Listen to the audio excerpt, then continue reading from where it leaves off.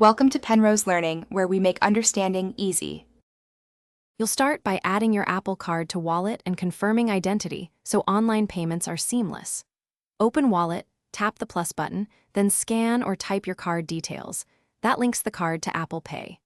Once done, verify with your bank if prompted and enable Face ID or Touch ID so authentication is quick. Make sure your device passcode is set and that your billing and shipping addresses match your bank records. These small details prevent declines. When you're ready to buy, pick Apple Pay at the merchant's checkout and confirm the Apple Card is selected. This ensures the right card is charged.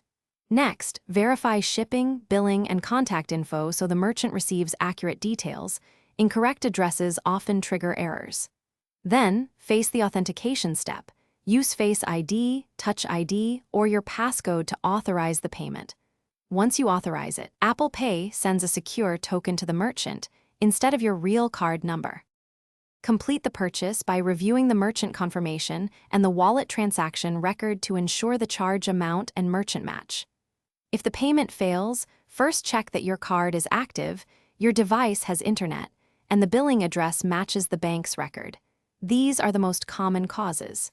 If it still fails, remove and re-add the card, or contact your bank or Apple support with the transaction details so they can trace the tokenized payment and resolve. Thanks for watching. If this was helpful, leave a like and consider subscribing. See you next time.